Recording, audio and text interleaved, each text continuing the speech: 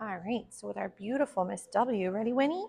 We're gonna warm up a little bit with some loose leash walking, and then we're gonna go into working a little bit with our place behavior, see how she's doing with some of those lovely stays again. She's really doing a very nice job. Gorgeous job, ma'am. So obviously too, guys, I know they have one more week after today's session. So feel free to also email and let me know if there's certain tasks or skills you might still be struggling with, or things you want to have me work into their repertoire. So it's just a little front for the gorgeous gal. And then from the front, we can work a little bit with that side position again. Nice job, cutie. But if you're again struggling with anything in the household, remember it's very much like a spider web. So if there's something that's going on in the home or outside in the yard or with the sibling dog or whatever, a lot of times it's going to affect behavior when you're out and about in the real world, as well as when they come to school or to other programs. So I would highly recommend keep me updated if there's concerns or questions, because we want to make sure, ready, front, that your puppy is getting into the right groove with what we're trying to build on here and there. Oh my gosh, chewing. Nobody can chew their schnackers today. You good? My goodness me, I'm ready. So we'll go back to the side. Yeah, good job, cutie. She's like, I am so smart. So we'll keep working a little bit more with this loose leash walking. So remember too, I know at times I'm doing things where they're not on equipment. That's because for the babies in here, it's a safe environment to do so. But I feel for a lot of folks, having gear on is one more thing to think about, and the pup might get a little distracted by it too. I do like to work with both. So just going to do a couple little find its to give her a little break from that loose leash walking. But as I mentioned earlier in the previous videos, is if, for example, the gear, like I mentioned with Mr. B, if the gear is the only reason your puppy is paying attention or responding or changing behavior, then it's not them necessarily learning what to do instead or what you'd prefer. They might just be feeling things through the equipment and thinking that's, oh my gosh, that's the only reason we're changing skills. Oh my gosh, chew them, ma'am, chew. She's like, chewing is for losers. You good? Oy, oy, oy, that's a big burp. You good, ma'am? Gonna do a little tap on the back? Oy, oy, oy, here. You gotta chew that bad boy. I know, the darn thing with Charlie bears is they're kind of big. She's like, ma'am, you might have to break them. Well, they're kind of hard to break, but I can try. How about halves? Maybe that'll be a little easier for you. So dry snacks, I'm not saying she can't have Charlie bears, they're great. But sometimes her intensity for food, like most labs or any dog in general, tends to mean we inhale and we don't actually chew. And then we have a lot of moments like that where Mr. B does very similar things too. Oh, now I broke that one into many teeny weeny pieces. That's going to be a little harder. So Charlie bears are fine, but we may find sometimes squishier snacks at times, or smaller, softer morsels slide a little bit easier. If you find that she's going to be practicing like with kibble or some of her crunchy snacks, sometimes I've had some students where the dogs have very sensitive tummies and they are working with their own kibble, which is fine. But I recommend to take a little bit of water and sprinkle it onto the kibble. So the outer part of the dry food is much softer and smoother, and it tends to slide down much better.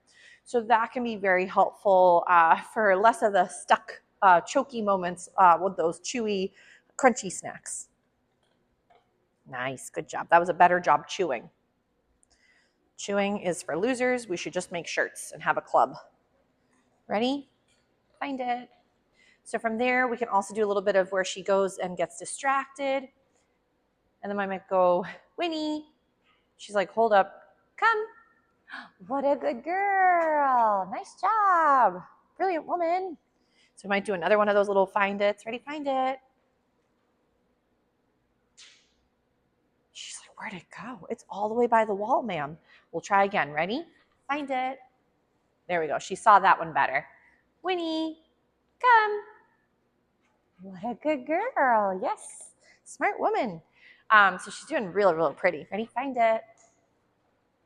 You can also do recall practice too in the home or between multiple family members. So like, I know I didn't get, that fell right out of your mouth. You might as well go find it again. She's like, I don't know where it went. So, but you can also do recall practice between family members. I would recommend, if you're multiples, is to make sure you're really taking turns. I know sometimes with little kids, they tend to get eager and then they're all yelling for the puppy.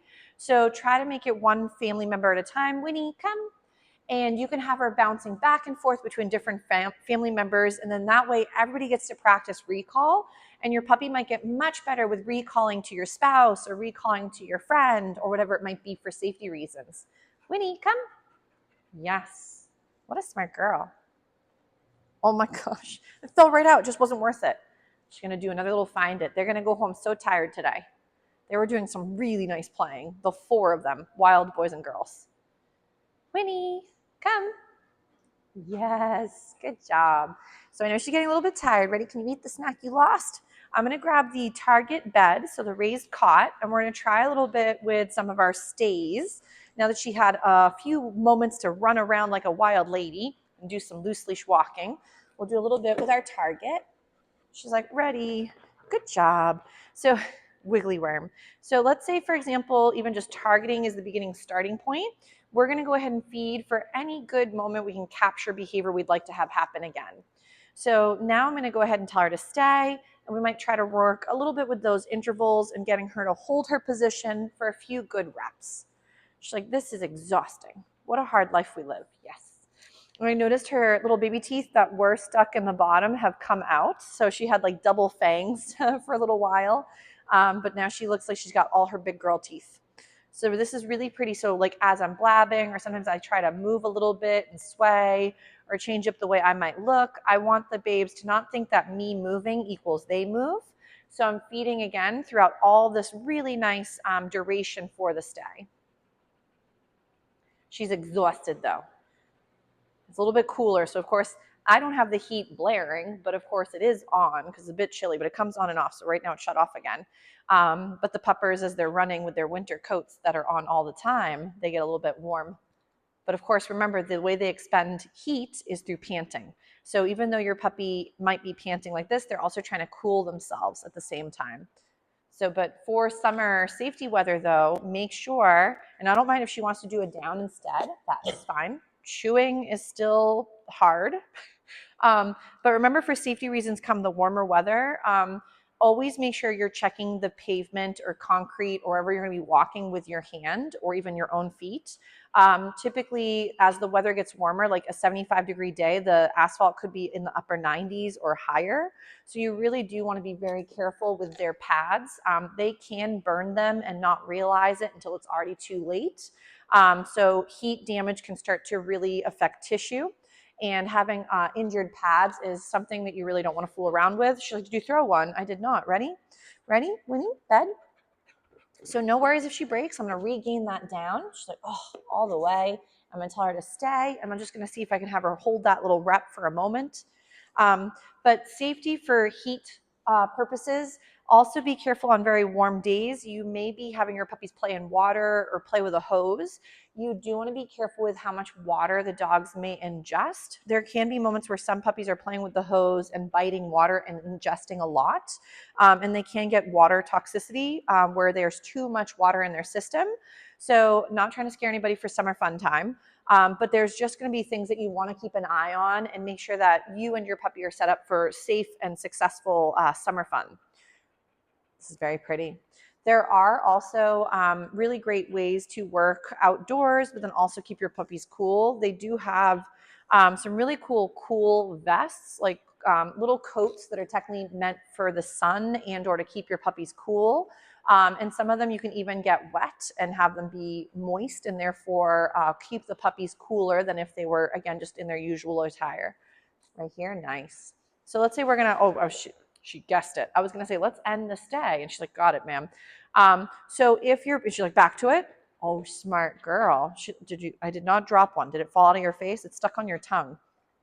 Oh, you ate it again? Good job.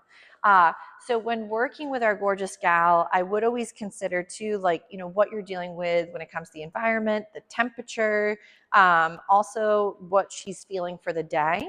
So I've always mentioned your puppy's day-to-day routine may change because they themselves are not always feeling the exact same way from day to day. Like we do not also feel exactly the same every single day. So there could be some days where she is feeling it and other days where she's not. So you can always lower the criteria and set her up for success by capturing all the good and then help her when she's struggling. So, but adolescence is definitely a little bit of a harder dynamic for everybody. So that has been kind of the I guess the topic for all the babes because they're all teens. So just make sure that whatever your gorgeous gal is working on, it's stuff you want her to keep getting really good at. So management, prevention, and redirection are going to be your best friends for now. Yes, nice job, cutie. So I'm going to end her stay. I'm going to feed her last little rep. I'm going to say all done, and then we can break from that position. What a smart girl.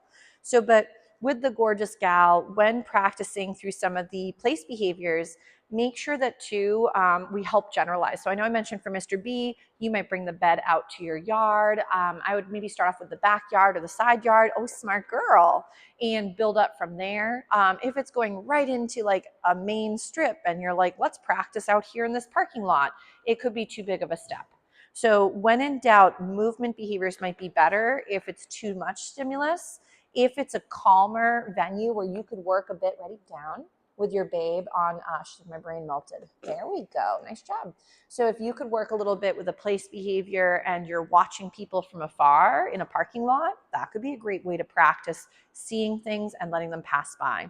Oh my goodness, it's really raining now. How exciting. Nice. So Miss Lovely, she's like, nope, my brain melted. So if there's moments where she's not being as successful, this is towards the end of her practice. So a lot of times when your puppies are working on skills, you may be able to rock a couple good reps and maybe they have to take a break. So sometimes I maybe push it a little further just to see where they're at, but not to on purpose get them to fail and then get upset with them.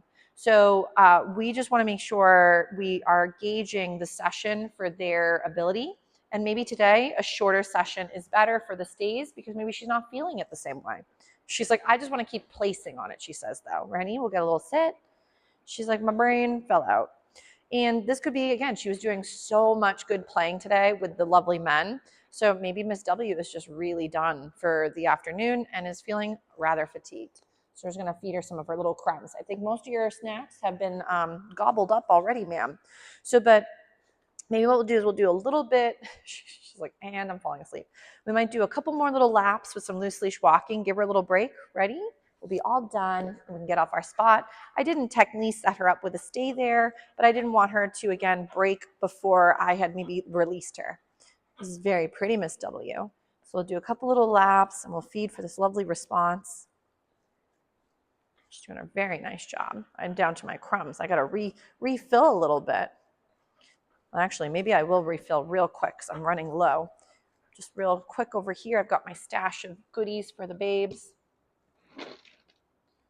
So I know they have all their little morsels and I sometimes plop them right off to the side here. So if I need to recharge, if I didn't grab enough of their goodies, I have them on the little desk area. Good job, cutie. So I don't mind that she is not in a distinct like heel position. She's giving me engagement. She's focused on me. She's walking around the room nearby.